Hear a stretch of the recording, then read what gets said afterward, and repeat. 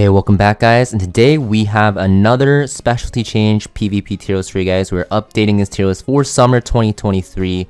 Now this tier list is going to be talking about all three game modes for PvP, so Guild Wars, Arena, and also RTA/World Arena. So keep in mind this is a general tier list and will not be focused on a specific area of content. Also keep in mind guys, this is just my own opinion, so you guys are allowed to disagree, and if you guys do, let me know in the comments down below what you guys actually disagree on. Also, if you guys want updates when I do have new tier lists like this release or update, make sure you guys subscribe to the channel to get notifications when I do have a video like this release. Now, this tier list will be separated into 5 tiers. We'll have the S tier units. These units will be very powerful and seen all the time in PvP. A tier units, these units won't be seen as much as the S tier units, but they're still very good when you pick them in the right scenario. B tier units, these units will be less frequently seen, but still usable and can be used if you guys are lacking some other units. And C tier units, these units will not be used that much, but they're still usable in certain specific niche situations. And the D tier units, these units will be pretty bad and you want to stay away from them for the most part. So starting off with the S tier guys, we have none other than Unbound Knight AOL. So this is the most OP PvP specialty change unit in the game, and she's better than a lot of Moonlight 5 stars as well. So she is pretty frequently seen on defense teams for Guild Wars. She is in pretty much every single top tier arena defense team. She's super strong, and in World Arena you'll see her first picked or first rotation or picked very early in drafts all the time because she is the best damage mitigating knight. She has Escort built into her kit, which makes her very good at absorbing damage. You can also run her on Adamant Shield to even provide more mitigation to your team.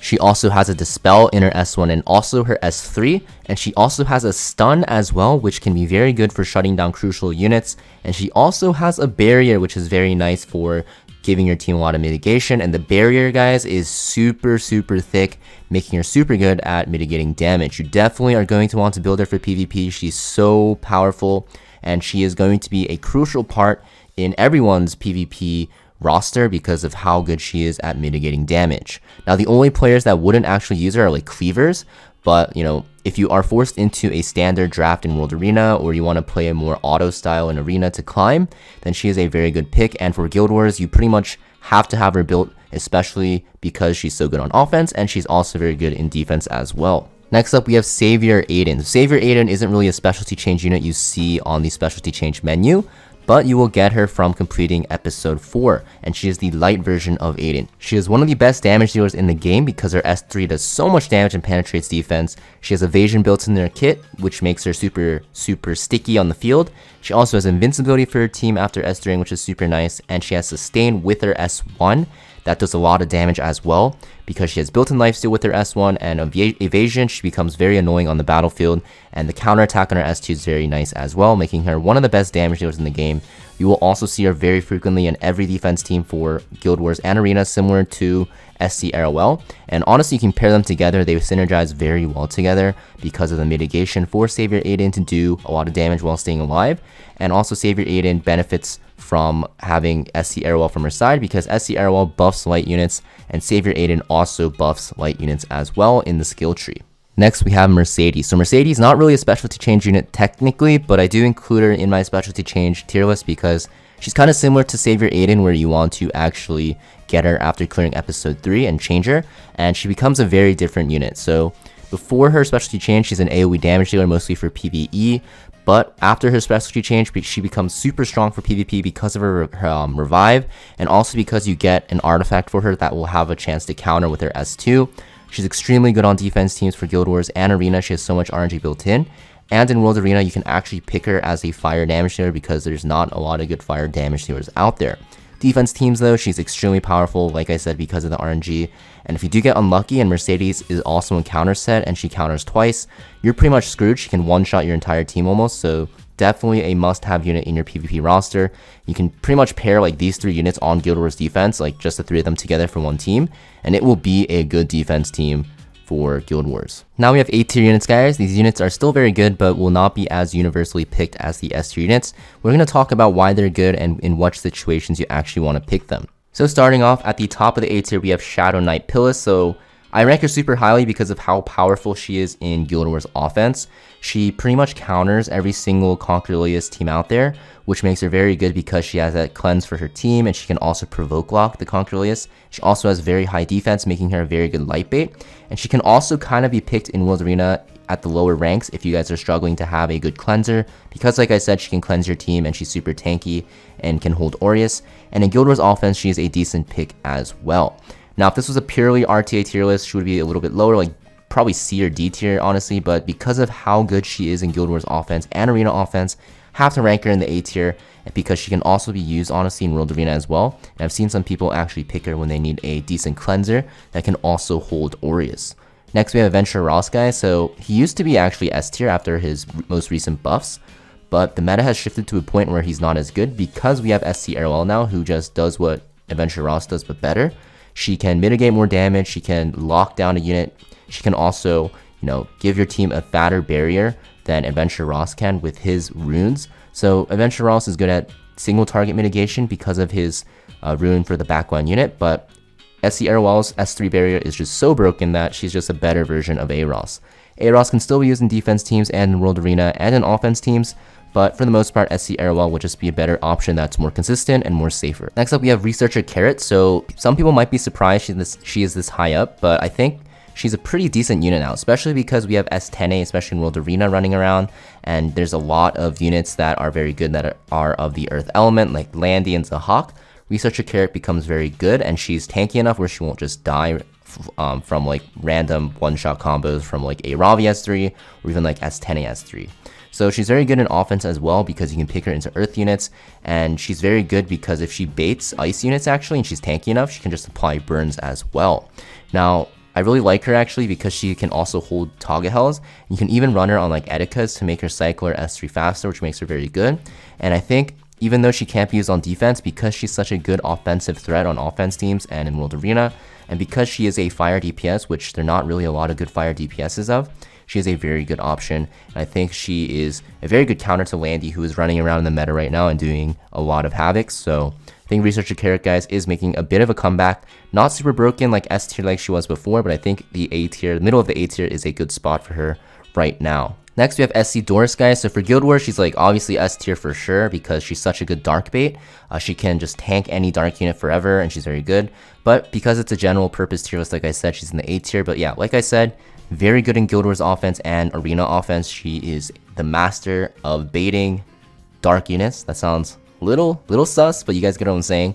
You just bring her into any team with a dark unit and she will just tank that unit forever and sustain your team and CR push your team. She's very, very nice in that regard. Pretty much all that's to it though. After that, she's not really that great. There's other Soul Weavers that do a lot better than her if she's not, baiting dark units. So because of that, she's only going to be in the A tier. Next, we have A Momo, guys. I have her in the A tier, which might surprise people, but she's a pretty good healer and cleanser for the early and mid game. And honestly, in Emperor, I did see her picked like once or twice, I believe. And she's pretty good because of the fact that she has constant cleansing. Her sleep is actually very underrated, super annoying if you get hit by it. And in the early game, if you put her on your defense team with like Prophetic Candlestick, she can actually stall out teams forever and make people rage quit. She's actually pretty good. Same with like Angelica, to be honest.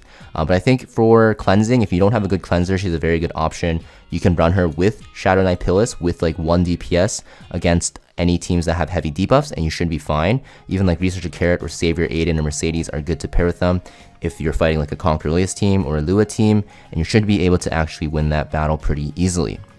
Next, we have Inos, guys. So Inos, I think she's very underrated. She's very good for aggressive players. She has attack buff and speed buff, which makes her super, super strong. She also has some decent CR pushing as well. And I think if you are looking for a good attack buffer, she's a very good free-to-play option. There's not really a lot of good free-to-play attack buffing support units in the game right now, especially for 3-star units and 4-star units. And I think Inos 2.0 is going to be one of the best choices. And I did see her, I think, 3 or 4 times in Emperor so far. So she's a pretty good pick for cleavers, I'd say, and aggressive players as well. Next, we have Vigilante Leader Glenn. So pretty much you're only going to pick him into units that have Revive. He's a very good Extinction unit.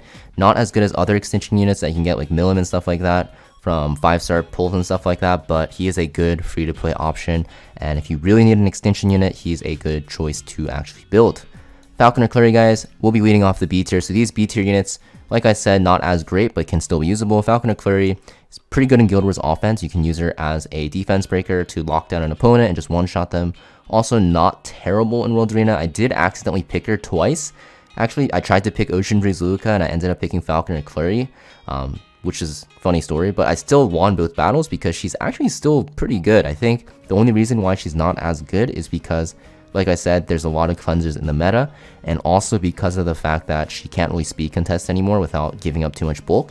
So she's not as great, but in Guild Wars offense and Arena offense, definitely still usable. And in World Arena, honestly, against slower teams, you can still pick her.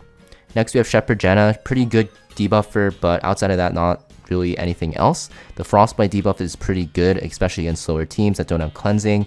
So you can pick her in Guild Wars, honestly, and honestly Arena offense as well. And even in World Arena, I saw her once, not in my games, but on a stream. And I think if you build her properly, she can do pretty decent, but there's just better debuffers out there. But honestly, out of all the specialty change units, she's the only real good debuffing threat besides like Dollmaker or Pearl Horizon down here. So I think Shepherd Jenna is kind of underplayed, and I thought she'd be broken on release, but she ended up being not that great. So pretty surprised that she's not as good as I thought, but she is in the B tier in my opinion. I do think she's not that bad. Next, we have All-Rounder Wanda. So she's a pretty good opening unit. She can speed contest, and she can actually be pretty annoying if she outspeeds you because of the fact that her S3 is very good at disrupting. But there's better openers out there that you can pull for, but in the early game, if you pick her, not that bad. She can speed contest for you pretty easily and do pretty well. Righteous Thief Ruzage, he is pretty much just a speed imprint with a CR push for your team. That's pretty much it. He's only going to be used for early game cleaving, but because he does have that good imprint and he is good at early game and mid game cleaving, he is going to be in the B tier, only going to be used in offense teams. Now these C tier units, pretty rarely used, but they still can be used. We'll talk about that very, very quickly. So Chaos Inquisitor, he's going to be an Ice Bait. He is very good because his S2 makes him take pretty little damage, but outside of that, nothing really special. Axe God, pretty much going to be used only into light units. That's pretty much it. That's the only thing he's picked in for Guild Wars offense. Both these units are going to be Guild Wars offense, by the way. Zealot Carmen Rose, pretty decent Guild Wars defense unit, actually if you have her built. But if people know what she does, she's pretty easy to counter. Mascot Hazel, going to be good in full fire teams for offense for Guild Wars and Arena. But that's pretty much it. You don't want to put her on defense because they will just pick full ice team and kind of destroy you. And in World Arena, like same thing. You need a full fire team for her to be good. So that's why she's C tier. Only really used in Guild Wars offense, but can be used there. And now the D tier units, guys. These units are pretty bad. You don't want to build them. Maybe I think out of all these, maybe Dollmaker Pearl Horizon is the most used. But honestly, I've never seen any of these used, to be honest. Everything else is not that great. Yeah, I think these units are not worth really building for PvP. But some of these are very good for PvE, such as Alexa, Commando Arena, and Mercenary Helga. Very good for PvE. Even like Captain Ricarus is pretty good as well. But for PvP, these units are just not worth building. So that pretty much summarizes this SC.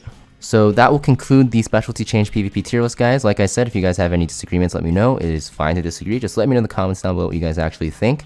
And as always, if you guys enjoyed this video, consider liking the video and also subscribe to the channel if you want more content like this. That being said, have a great summer, and I'll see you guys next time.